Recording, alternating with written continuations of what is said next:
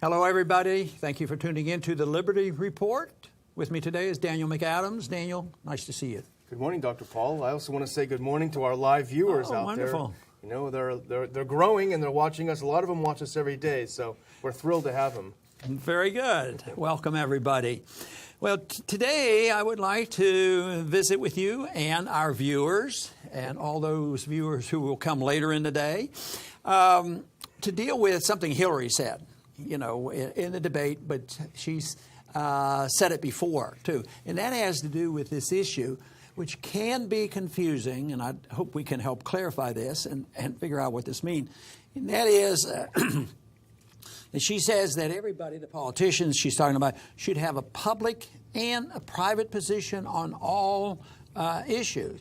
And at first glance, you know, that may have one meaning, but and I'll talk about that in a little bit. But you saw this. What came across your mind when she started talking about it? How did this come about? Because didn't she mention this in the debate the other night? It did come up in the debate, and I think she tried to explain it. But what happened, she gave a speech back in 2013 to the National Multifamily Housing Council. And it was a secret speech, so she didn't, want it released. But the WikiLeaks came out just before the debate, and they released sections of the speech. And in the speech, it came out, like you say, your first thought is, okay, public and private, that makes sense. But actually what she was saying, I think, is very different. I think she was arguing for kind of a Straussian, neocon, deceptive. I'll just read the quote maybe, and you can react to it. Now, here's what she told the group. You have to sort of figure out how to balance the public and the private efforts that are necessary to be successful politically. And that's not just a comment about today. Politics is like sausage being made. It's an unsavory, and it's always been that way. But we usually end up where we need to be. But if everybody's watching, all of the backroom discussions and deals, that people get a little nervous. So you need both a public and a private position.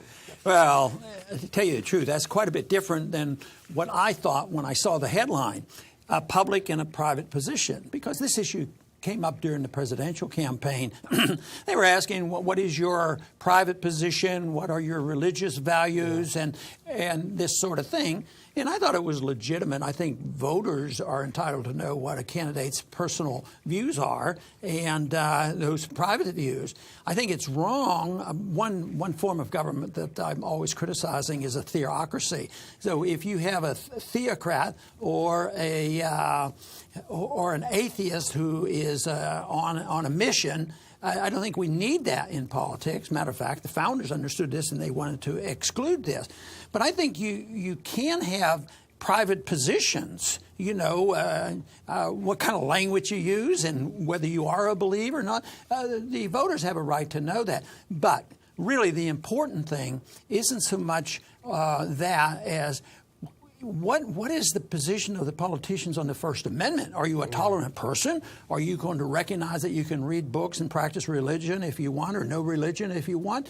And that is a private position. But that first impression I had was a completely wrong impression, because when I looked at this is built on total deceit. It's revealing exactly the way they think, even though we suspected it all, and we know that happens just from experience in Washington, what you say in public. But it's eternal. Just think of the legislation of coming up and the names. You can be sure, the Bank Secrecy Act. Well, the Bank Secrecy Act means there's no privacy with your banking account. Yeah. And then there's the Patriot Act. Well, I'm a patriot and I'm a freedom lover. So they always paint it. So after the years went by, I was certain that if you look at the title, you know what to do, because exactly opposite of what they're saying is what they're really up to. And that so often is the case. But it's deceitful. But I think the public policy, what the politicians are saying, and what they don't say or they say behind the scenes. So when she was talking about this to the home builder, she was letting them know, look, this is what I'm going to say, and this is the reason I say this. But what my private policy is, my secret policy. Yeah. You know, this is my secret policy that we don't want to tell anybody. I'll take care of you guys. And I think that is what's going on. So it's a very devastating quote, even though, you know, if somebody hears this casually, they might think, well, yeah, everybody has a private opinion, like you have a private opinion about certain things, but I wouldn't impose it on anybody else. And that would be legitimate. You can have it. It's the imposition of somebody's opinion, which is arbitrary and subjective, on everybody else and put it in the law. That's quite a bit different. Yeah, this seems sort of the thing that people, I think, hate most about politicians. You know, what she's saying, okay, you can't tell Joe Sixpack what you're really going to do. So you just tell him this, and here's our real policy. We'll do it behind the scenes. We won't advertise it. And you know, and we'll move ahead. And the neocons are great about this. They openly advocate that you've got to tell the noble lie, they call it, to the people.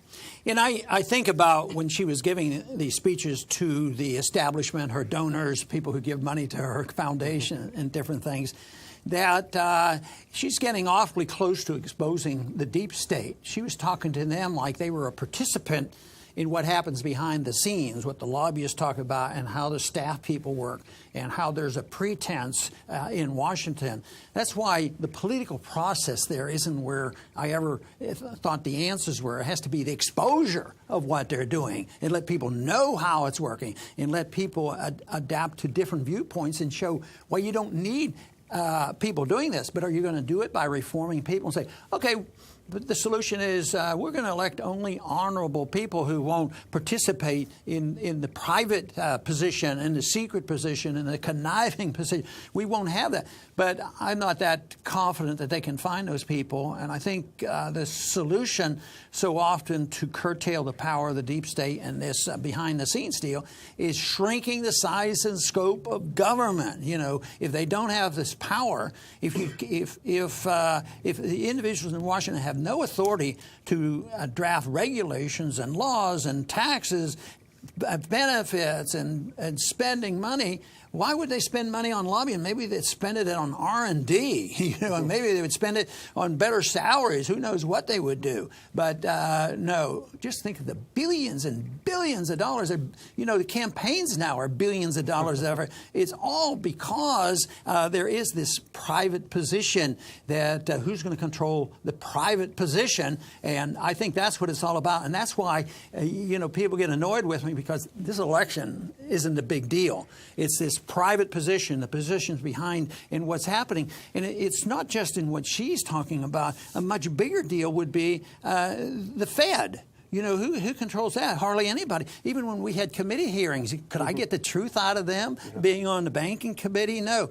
And we want the audit of the Fed to expose them, and that was an affront. Oh, no, we have to be independent. We don't want to have any political influence, which is nothing more than a lie. Yeah. But what they really wanted was secrecy of what they were doing and behind the scenes. And that's what they argue for, and that's what she's arguing for.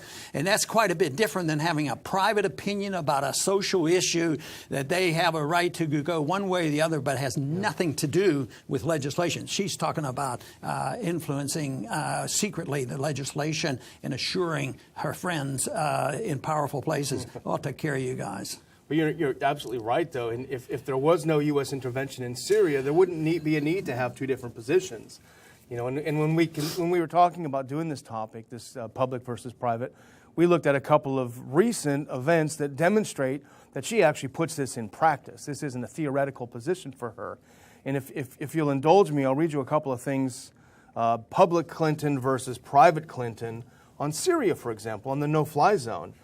In the debate, she said, when I was Secretary of State, I advocate, and I continue to advocate today, no-fly zones and safe zones in Syria. That's what she said just in the debate a couple of days ago. Well, here's what she said in another secret speech, this time to Goldman Sachs, I believe also in 2013.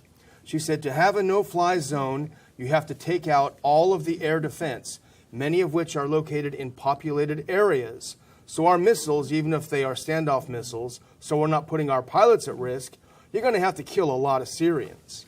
So that's what she says in private. And in public, she talks about safe zones and safe passages and things. Yeah, and She is participating in the noble lie, but she certainly participated that when it came to Libya.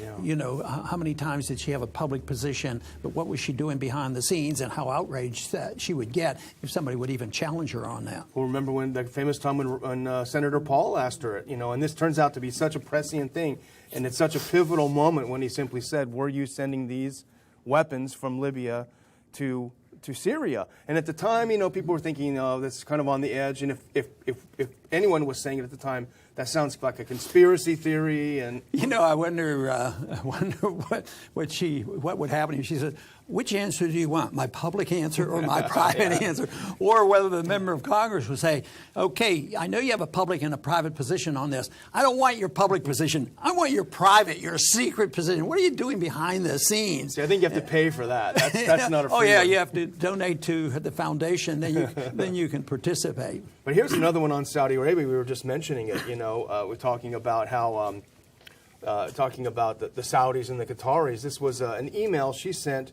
August 17th, 2014, to her now campaign manager, John Podesta, who at the time was a senior advisor to President Obama. She admitted that Qatar and Saudi Arabia, quote, are providing clandestine financial and logistical support to ISIS and other radical Sunni groups in the region. That is an incredible admission. And yet at the same time, the Clinton Foundation has taken up to $25 million from the Saudis and up to $5 million from the Qataris. Yeah, and they're doing it, and people know about this. But, you know, our money much more directly. I mean, this is part of our money because we support these people and we give them weapons and all this. But we support, you know, ISIS in Syria because they're against Assad and they rationalize this. But that's probably part of the private position, you know, about that. You know about it, but you don't actually have them admit it. But can you imagine if you knew that Saudi Arabia was actively supplying ISIS? How can you continue to work with them, accept their donations, call them your partners? Well, you know, they go back and you still have people defending the position that supporting the prelude to the Taliban in Afghanistan, the individuals there. We gave them money outright. And they brag about it. Well, that brought down the Soviet system. So if this works and tomorrow Assad gets defeated, which isn't going to happen because they're up against a different wall. You know, when we were fighting a secret war in Afghanistan, the Soviets then realized that this was a worthless battle, so they left. Yeah. And yet there was no victory. I mean, we didn't have to have a shootout war, but there was no victory. I mean, we're still there. We date that Afghanistan war to 15 years, but we were there in the 90s, you know, in supporting the Mujahideen. And, of course, bin Laden was involved in that, too. And the whole U.S. intervention against ISIS was a noble lie or an ignoble lie, depending on how you look at it in this case, because the real target has always been Assad. And that's underscored by the fact that we know the Saudis were helping ISIS, yet we used the ISIS as a pretext 2 years ago for U.S. intervention. Another private position. You know, it seems so logical to us that, you know, our position makes sense. You know, why don't we just quit this stuff? But do you want to postulate on why you think that the people put up with this? Why aren't we doing a better job? I mean, we do our best, but it doesn't seem like much is happening. But do you think there's a possibility that we are reaching more people than we know about? Because, you know, sometimes you can't document exactly those people are thinking our way. Well, I think, you know, politics is breaking down completely. The parties are breaking down completely. And I think the best we can do is to provide some, you know, philosophically based alternatives and hope that people will listen. Yeah, and I'm grateful that we have an outlet. You know, we're not CNN, but I think our numbers are getting getting better. Yeah. But there's at least we do have the outlet, and there's reason to believe that other people are coming our way. But I think naturally they're with us. But I think the big thing is, and we've talked about this so often on here, is how the propaganda machine works, the government officials, how they talk about public policies and lie to the people, and then who perpetuates the lie. And we're trying to sort out and challenge these lies. But the media is on the side of perpetuating lies. And, you have a Republican TV station, you have a Democrat TV station, but there's no difference when it comes to big issues. Which station is anti-Federal Reserve? Hardly. Which station is really, literally anti-drug war? And which station is against our troops all around the world? And which station says that the danger of the radical Islamist jihadists is way overblown. Yeah. I mean, you're not even allowed to say that. I mean, then you're like the greatest enemy of America possible for trying to get the truth out. And which station would even have someone on who would say some of those things? Yeah, people have lost their jobs over taking this position. So I think it's still worthwhile. Obviously, we're going strong, and our numbers keep going up, and our viewership goes up. And of course, they used to kid me in Washington. Somebody would come up and say, "You're voting by yourself again," and then they would say, "Well, I guess you sleep better at night." So I believe that is the case. If you're working to try to relate to the people and try to straighten some of this out and try to point out the lies and try to point out now, today, the difference between public and private, I think that is so important, and we're going to continue to do it, and we want to thank our listeners very much for tuning in, and please come back soon to the Liberty Report.